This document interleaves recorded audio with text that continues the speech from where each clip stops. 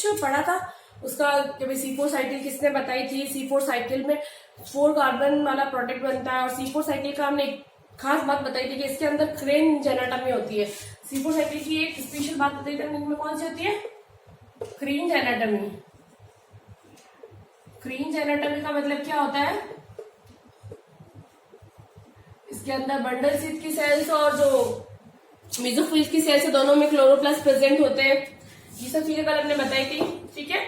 और इनके अंदर जो प्रोडक्ट होता है वो 4 कार्बन युक्त होता है। आज हम पढ़ेंगे C4 साइकिल की मैकेनिज्म कैसे होती है, C4 साइकिल की मैकेनिज्म।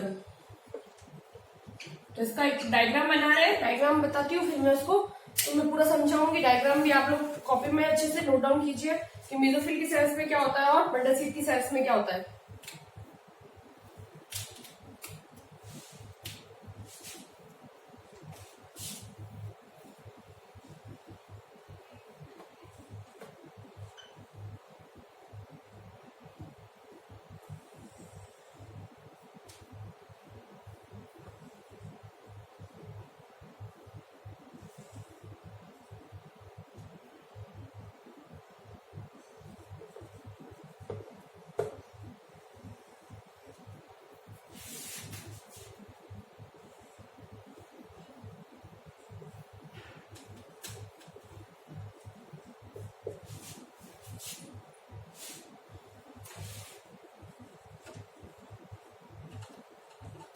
डायग्राम बनाते रहिए, साथ साथ में समझ में भी आ जाएगा फिर तुम्हें, ठीक है।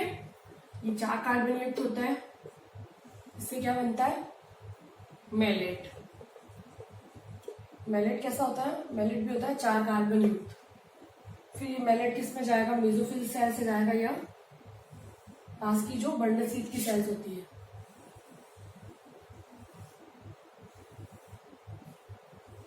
ये मेलेट यहाँ गया और यहाँ पर मेलेट ने क्या किया? 4 कार्बन युक्त है, मेलेट ने बनाया पाइरुवेट।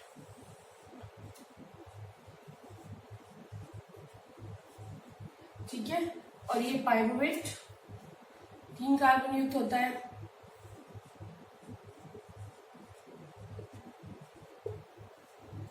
तीन कार्बन वाला पाइरुवेट वापस पैक में कन्वर्ट हो जाता है, ठीक है। यहाँ पर कौन से एंजाइम्स होते हैं ये भी मैं आपको बताती हूँ, ठीक है। और यहाँ से कार्बन डाइऑक्साइड भी निकलती है और ये कार्बन डाइऑक्साइड किस में यूज हो जाएगी? जो C3 साइकिल चलता है यहाँ पर।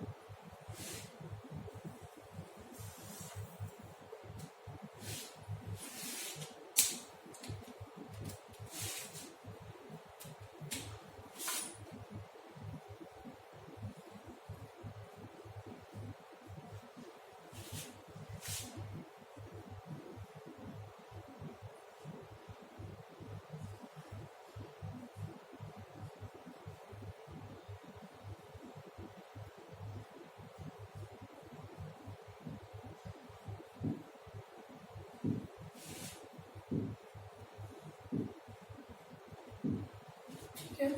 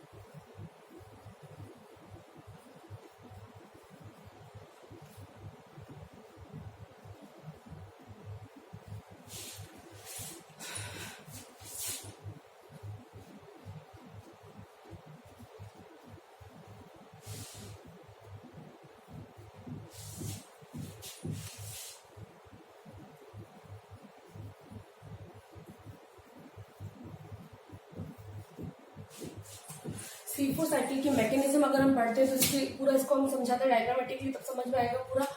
होता क्या है, एनवायरमेंट की जो कार्बन डाइऑक्साइड होती है वो क्या करेगी, पैप के साथ रिएक्शन कर ऑक्सोएसिटिक एसिड बनाएगी। और एंजाइम कौन सा काम आएगा यहाँ पर, PEP case phosphoenolpyruvate carboxylase enzyme यहाँ पर यूज होता है। ये फर्स्ट कार्बोक्सिलेशन होता है। फिर ऑक्सोएसिटिक एसिड कन्वर्ट होता है मैलेट के अंदर। ये 4 कार्बन युक्त होता है, पैप 3 कार्बन युक्त होता है। यहाँ से NADP निकलता है, फिर मैलेट 4 कार्बन युक्त तो मैलेट चला जाता है मेसोफिल सेल से, जाता है वो बंडल शीथ की सेल्स में। यह मैलेट 4 कार्बन युक्त मैलेट से एक कार्बन डाइऑक्साइड निकलती है जो चली जाएगी यहाँ पर, तो क्या होगी, C3 साइकिल होती है। यहाँ पे C3 साइकिल बनती है, ये PGA के पास चली जाएगी। और ये रुबिस्को एंजाइम की प्रेजेंस में, यहाँ सेकंड कार्बोक्सिलेशन होगा। रुबिस्को की प्रेजेंस में RUBP क्या करेगा, शुगर और RUBP रुबिस्को की प्रेजेंस में रिएक्शन करके क्या बनाएगा, 3 कार्बन युक्त PGA बनाएगा। और ये PGA आगे जाकर शुगर मॉलिक्यूल का फॉर्मेशन करता है। ठीक है, आए समझ में mechanism.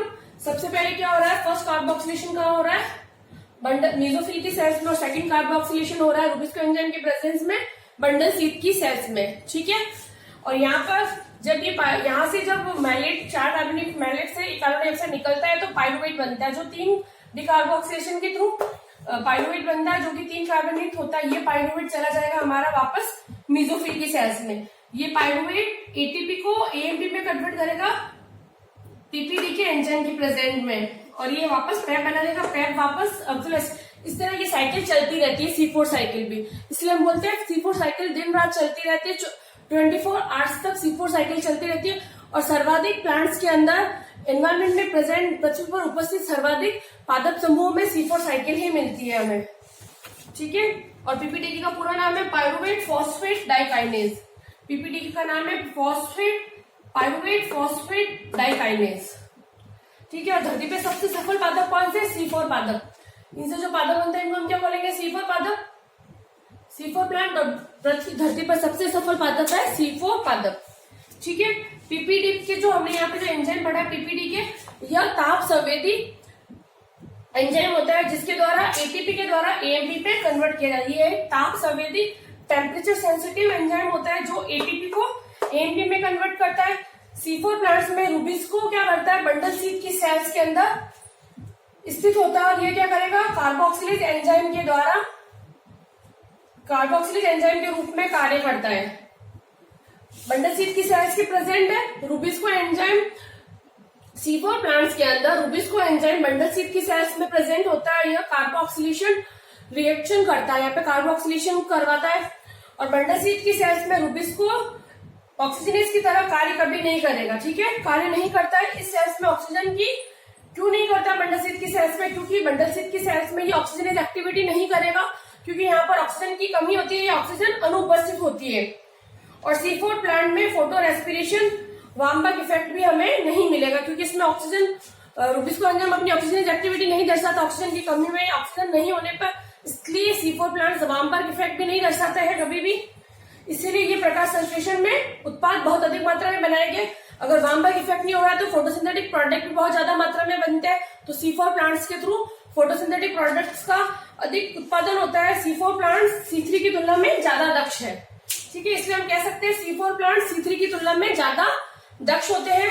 C4 plant carbon dioxide कम होने पर फोटोसिंथेसिस के थ्रू पेक्टेज एंजाइम एक्टिवेट हो जाएगा। और अब है इसके महत्व पढ़ते हैं। ठीक है, आए समझ में यहाँ तक। इसका मतलब C4 प्लांट ज्यादा दक्ष है C3 प्लांट की कंपैरिजन में। अब नेक्स्ट है इसके महत्व, C4 के महत्व, C4 पादपों का महत्व, इंपोर्टेंस क्या क्या है। फर्स्ट इसका महत्व है, C4 जो प्लांट्स होते हैं पृथ्वी पर सर्वाधिक उपस्थित, इसको हम लिख सकते हैं पृथ्वी पर उपस्थित सफलतम पुष्पी पादप है। पृथ्वी पर उपस्थित सफलतम पुष्पी पादप होते हैं यह। ठीक है, क्योंकि इन पौधों में क्या होता है, प्रकाश श्वसन अनुपस्थित होता है। इसी लक्षण के आधार पर C4 पादप C3 की तुलना में, रीजन क्या है कि भाई सफलतम पादप क्यों है, क्योंकि इनके अंदर फोटो रेस्पिरेशन एब्सेंट होता है। फोटो रेस्पिरेशन कैसा होता है? एब्सेंट होता है। अगर फोटो रेस्पिरेशन नहीं होगा तो क्या होगा? अगर फोटो रेस्पिरेशन प्रकाशित श्वसन अनुपस्थित होता है, जिसकी वजह से इनमें क्या बनता है? फोटोसिंथेटिक प्रोडक्ट्स जो होते हैं वो ज्यादा बनते हैं, प्रोडक्ट ज्यादा बनते हैं, इसीलिए यह C3 से ज्यादा दक्ष होते हैं। ठीक है। आइए समझ में, पृथ्वी पर उपस्थित सफलतम पुष्पी पादप होते हैं C4 पादप। C4 पादप को हम सफलतम क्यों कहते हैं? क्योंकि इनके अंदर प्रकाशित श्वसन या फोटो रेस्पिरेशन एब्सेंट होता है। अगर फोटो रेस्पिरेशन एब्सेंट है, ऑक्सीजन होता ही नहीं है, तो इसमें क्या होगा? वार्मबल्ब इफेक्ट नहीं होगा, तो फोटोसिंथेटिक प्रोडक्ट बहुत ज्यादा मात्रा में बनेंगे, जिससे ये C3 की तुलना में ज्यादा दक्ष होते हैं। C3 की तुलना में ज्यादा फोटोसिंथेटिक प्रोडक्ट्स बनाते हैं, उत्पादन ज्यादा करते हैं। ठीक है। आइए समझ में, ये हो गया फर्स्ट। सेकेंड है हमारा C4 प्लांट कम कार्बन डाइऑक्साइड की उपस्थिति में फोटोसिंथेसिस। C4 प्लांट अत्यधिक कम कार्बन डाइऑक्साइड की सांद्रता में प्रकाश संश्लेषण में सक्षम होते हैं। C4 प्लांट्स में अगर बहुत कम, अत्यधिक कम कार्बन डाइऑक्साइड होती है, तब भी यह फोटोसिंथेसिस कर सकते हैं। फोटोसिंथेसिस कर सकते हैं। बहुत कम कार्बन डाइऑक्साइड की उपस्थिति में भी ये फोटोसिंथेसिस करने में दक्ष होते हैं। इसका मुख्य कारण होता है इसके अंदर, इसका कारण क्या है कि भाई ये कम, क्योंकि इनके पास पैकेज एंजाइम प्रेजेंट होता है। पैकेज एंजाइम के कारण पैकेज एंजाइम अत्यधिक सक्रिय होता है, क्योंकि इनके अंदर जो पैकेज एंजाइम होता है जो अत्यधिक सक्रिय होता है। इस वजह से C4 प्लांट्स बहुत कम कार्बन डाइऑक्साइड की सांद्रता में भी आराम, जो C4 प्लांट्स होते हैं बहुत कम कार्बन डाइऑक्साइड की सांद्रता पर भी फोटोसिंथेसिस आसानी से कर सकते हैं। उसका कारण है इनके पास पैकेज एंजाइम उपस्थित होता है जो अत्यधिक सक्रिय होता है। ठीक है। आए समझ में दूसरा इसका पॉइंट महत्व में। तीसरा है कम जल वाले स्थान व उच्च ताप पर भी C4 पादप आसानी से उगाए जा सकते हैं। कम जल व अत्यधिक ताप पर C4 पादप आसानी से ग्रो कर सकते हैं। अगर बहुत कम जल की मात्रा होती है और टेम्परेचर बहुत हाई है, हाई टेम्परेचर और लो वाटर अवेलेबिलिटी में भी C4 पादप आसानी से ग्रो करते हैं। ठीक है। इसका कारण क्या? जो ट्रॉपिकल जोन में C4 पादप, इसीलिए जो ट्रॉपिकल जोन होता है, ट्रॉपिकल जोन में C4 पादप प्रेजेंट होते हैं। C4 प्लांट सर्वाधिक मिलेंगे, C4 प्लांट मैक्सिमम मिलते हैं। जो ट्रॉपिकल जोन होता है उनमें C4 प्लांट, इसीलिए ट्रॉपिकल जोन्स में C4 प्लांट सबसे ज्यादा मिलते हैं। ठीक है। आए समझ में यहां तक? ये हो गया हमारा C4 प्लांट्स का महत्व कंप्लीट। अब नेक्स्ट है कैम साइकिल। C4 साइकिल हमने कंप्लीट करा दिया। अगर एग्जाम में आए तो आप लोग जो मैंने नोट्स सीखा है, लिखा है, समझे, अगर ऐसा चीज लिखते हो तो तुम्हें पूरे मार्क्स आराम से मिलेंगे। अब लास्ट है हमारा कैम साइकिल।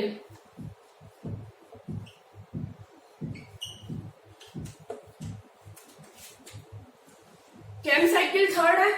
फर्स्ट हमने किया था, ए किया था हमने C3, बी किया था हमने C4 और सी हमारा CAM. CAM cycle dark reaction का थर्ड है ये कैम साइकिल। इसका पूरा नाम है कैसुरिएसी एसिड मेटाबॉलिज्म। इसको क्या पूरा नाम क्या लिख सकते हैं? क्रेसुलिएसी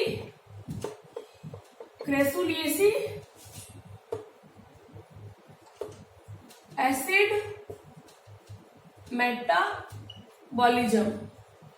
इसका हम पूरा नाम लिख सकते हैं कैसुलिएसी एसिड मेटाबॉलिज्म। ये किस किस के अंदर प्रेजेंट होता है? ये मिलेगा हमें अगेव में, अगेव प्लांट में मिलेगा, ग्वारभाटा, अनानास, नागफली, ग्वारभाटा, अनानास इत्यादि के अंदर हमें क्या मिलेंगे? कैम साइकिल मिलता है। ठीक है। कैक्टस के अंदर। और इसका अगर इसकी खोज किसने की थी? इसकी खोज की थी ऑलेरी एंड रूहानी ने। ऑलेरी एंड रूहानी साइंटिस्ट थे जिन्होंने इसकी खोज की थी। ठीक है। और इसके पाथवे के बारे में सबसे पहले किसने बताया था? इसके पाथवे के बारे में भी सबसे पहले ऑलरेडी एन रूहानी ने ही बताया था, कैम साइकिल के पाथवे के बारे में। लीफ के अंदर दो टाइप के स्टोमेटा होते हैं, लीफ स्टोमेटा। एक तो होते हैं संकर स्टोमेटा, स्कोटोएक्टिव स्टोमेटा के बारे में बताया था। संकर स्टोमेटा,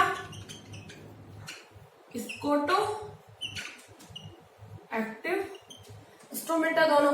कैम प्लांट्स के अंदर, पत्तियों के अंदर जो स्कोटो एक्टिव स्टोमेटा और संकर स्टोमेटा होती है, उसके अंदर कैम प्लांट्स के अंदर किस टाइप के स्टोमेटा प्रेजेंट होते हैं? कैम प्लांट्स के अंदर जो लीव्स होती है, कैम प्लांट्स की जो लीव्स होती है उनके अंदर कौन से स्टोमेटा मिलेंगे हमें? संकर धसे हुए रंध्र और स्केटो एक्टिव रंध्र। ठीक है, आया समझ में? कैम प्लांट्स के अंदर जो रंध्र होते हैं, कैम के जो रंध्र होते हैं, कैम प्लांट के स्टोमेटा नाइट में ओपन रहते हैं, ओपन, एंड डे में क्लोज्ड। ठीक है, कैम प्लांट के स्टोमेटा जनरली नाइट में ओपन रहते हैं और डे में क्लोज रहते हैं। ठीक है,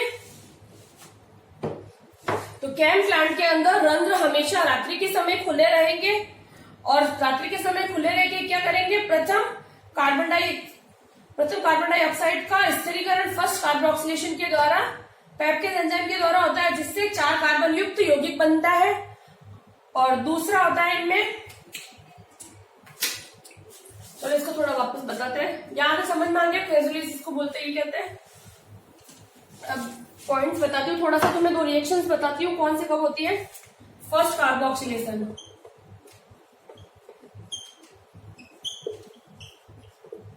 फर्स्ट कार्बोक्सिलेशन कब होता है? फर्स्ट कार्बोक्सिलेशन होता है नाइट के टाइम होता है फर्स्ट कार्बोक्सिलेशन। इसके समय इसमें क्या होता है, जो पेप एंजाइम है कार्बन डाइऑक्साइड से रिएक्शन करके पेप्टेज एंजाइम की प्रेजेंस में क्या बनाता है? ऑक्सिलो एसिटिक एसिड, 4 कार्बन युक्त यौगिक बनाता है। ठीक है, और सेकंड कार्बोक्सिलेशन होता है डे के समय।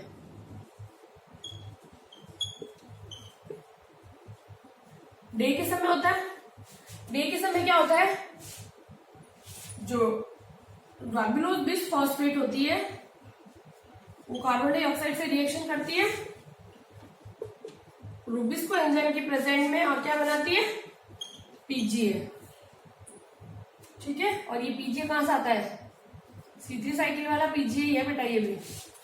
ठीक है, और ये पीजीए आगे जाके C3 साइकिल से क्या बनाता है?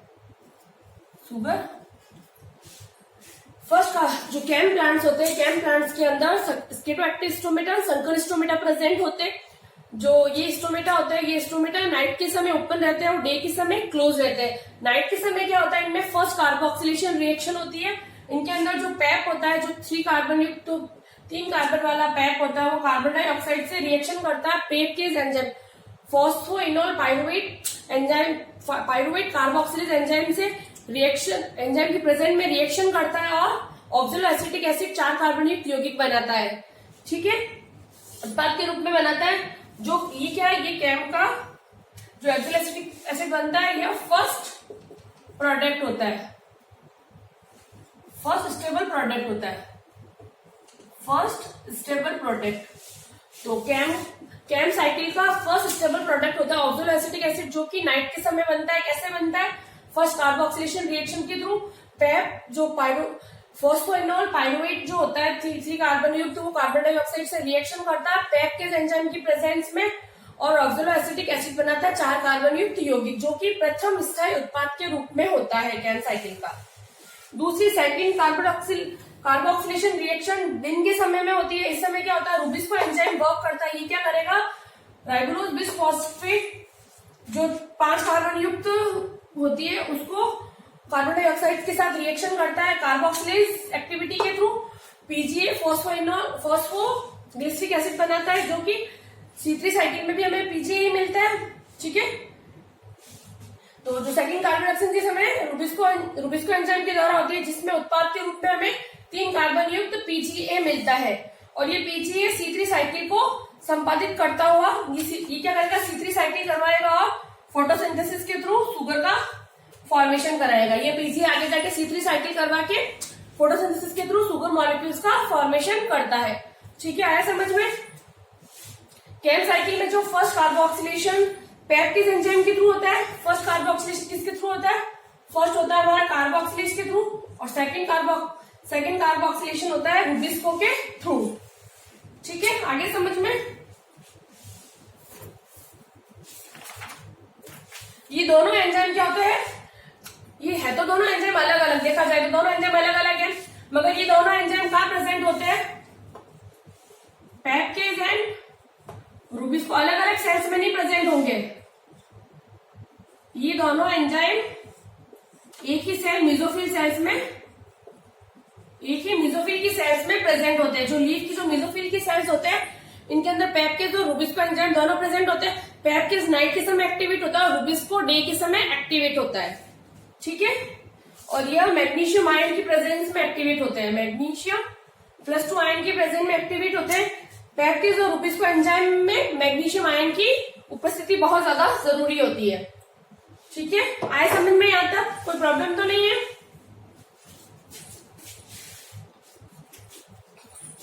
अब हम पढ़ेंगे मैकेनिज्म ऑफ केम साइकिल। अब इसके मैकेनिज्म पढ़ते हैं। अभी हमने मैकेनिज्म पढ़ी थी C4 साइकिल की, अब है मैकेनिज्म। अब इसकी क्या मैकेनिज्म है हम पढ़ते हैं।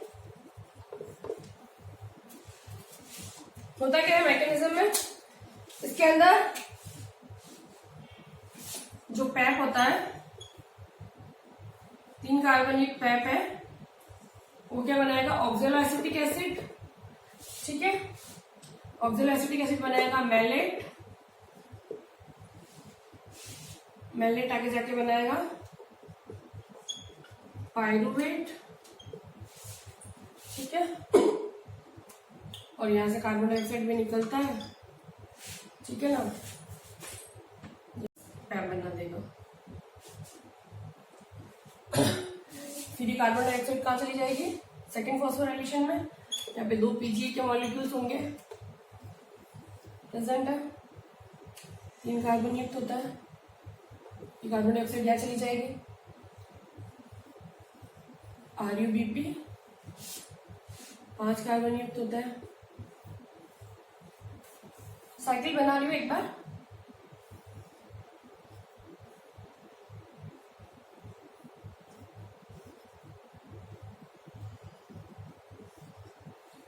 साइकिल आप लोग बना लीजिए बुक में, कॉपी में, बहुत सही रहेगा, बहुत यूजफुल है ये साइकिल।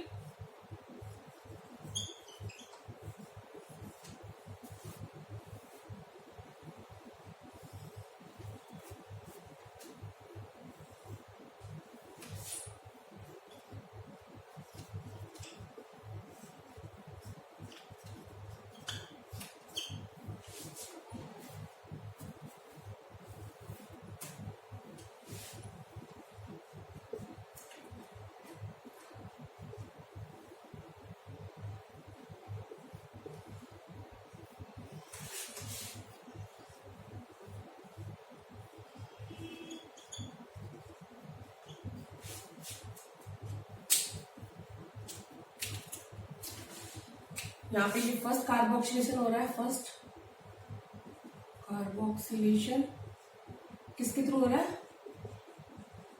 पेप्टेज के एंजाइम के प्रेजेंस में। और सेकंड कार्बोक्सिलेशन हो रहा है रुबिस्को।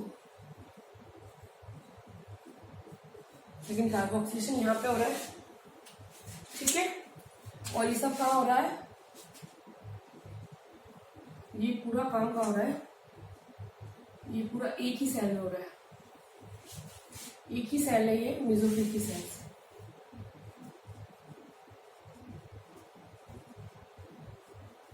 ठीक है, एक ही मेसोफिल की सेल्स में होता है कि एनवायरनमेंट में से, एटमॉस्फेयर में से कार्बन डाइऑक्साइड एंटर करती है। वो क्या करेगी? पैप के साथ, पैप के एंजाइम के प्रेजेंट में रिएक्शन करके ऑक्सैलोएसिटिक एसिड बनाएगी। ऑक्सैलोएसिटिक एसिड कैसा होता है? 4 कार्बन ऑक्सैलोएसिटिक एसिड बनाती है, जो आगे NAD की प्रेजेंट में NAD को निकालेगा।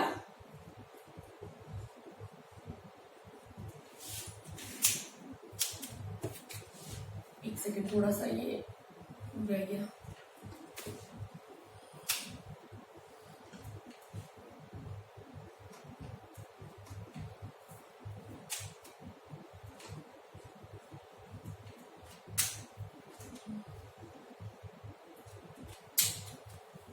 यहाँ पे क्या निकलता है, NADP,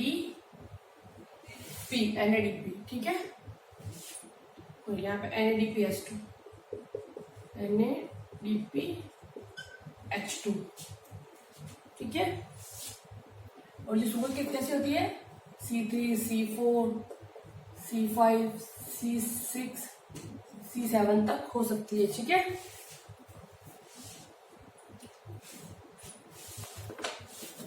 होता क्या है बेटा इसके अंदर, जो ये जो मैलेट का क्या होता है, इसके अंदर मैलेट का विखंडन होता है, कार्बन डाइऑक्साइड, जिससे 3 कार्बन वाला एक तो पाइरुवेट बनता है और एक तो 3 कार्बन वाला पाइरुवेट बनेगा और कार्बन डाइऑक्साइड मुक्त होगी, जो कहाँ चली जाएगी, C3 साइड, जो कहाँ चली जाएगी, सेकंड कार्बोक्सिलेशन में यूज होगी। ये क्या करेगी, दो पीसीए के मॉलिक्यूल्स के साथ रिएक्शन करेगी आरयूपीपी, और ये क्या रिएक्शन करेगी, आरयूपीपी और कार्बन डाइऑक्साइड रिएक्शन करेगी रूबिस्को एंजाइम के प्रेजेंट में, और क्या बनाएगी, 2 पीसीओ के मॉलिक्यूल, ये आगे C3 साइकिल चलेंगे, जिससे शुगर का मॉलिक्यूल बनेगा। और ये आरयूपीपी कैसी होती है, शुगर 3 कार्बन की हो सकती है, 4, 5, 6 कार्बन तक हो सकती है।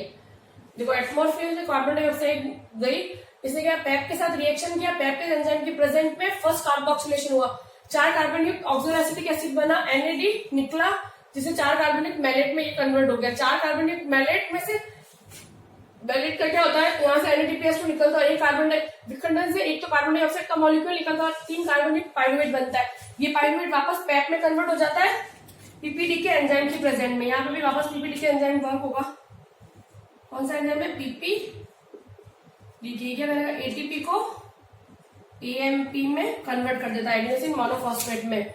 फिर यहाँ से जो कार्बन डाइऑक्साइड कहाँ जाती है, रूबिस्को के आरयूपीपी के पास जाएगी, 5 कार्बन युक्त आरयूपीपी के पास। ये शुगर कैसे हो सकती है, 3 कार्बन, 4, 5, 6, 7 तक हो सकती है शुगर।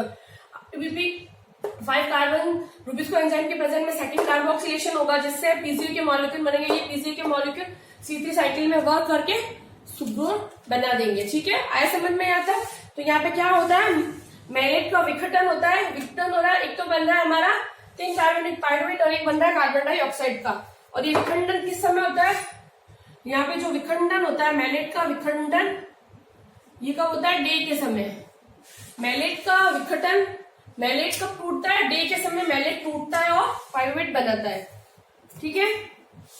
आया समझ में, कोई प्रॉब्लम तो नहीं है, ठीक है। अब हम C3 और C4 साइकिल का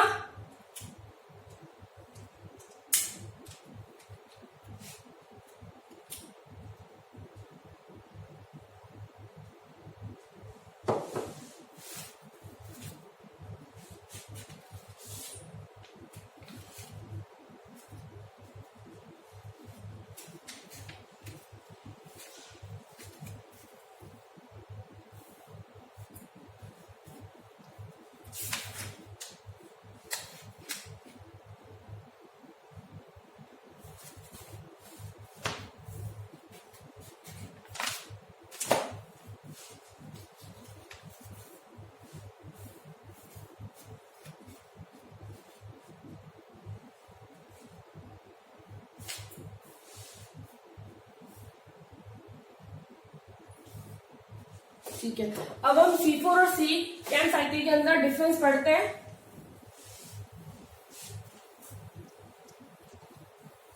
C4 प्लांट्स और कैम प्लांट्स में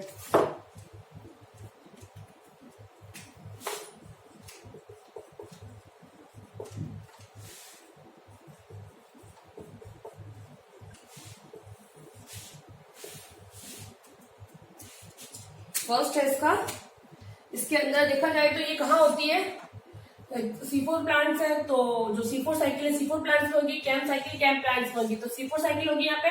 और इसके अंदर ये कहाँ पर होती है, ये कौन कौन सी सेल्स के अंदर होती है प्लांट्स की, C4 होती है मीजोफिल सेल्स और बंडलशील सेल दोनों में होती है, मीजोफिल एंड बंडलशील सेल्स में होती है, जबकि ये केवल मीजोफिल सेल्स में होती है, ठीक है। इसके अलावा इनके अंदर जो फर्स्ट स्टेबल प्रोडक्ट होता है क्या होता है, well product. First stable product C4 के अंदर क्या था,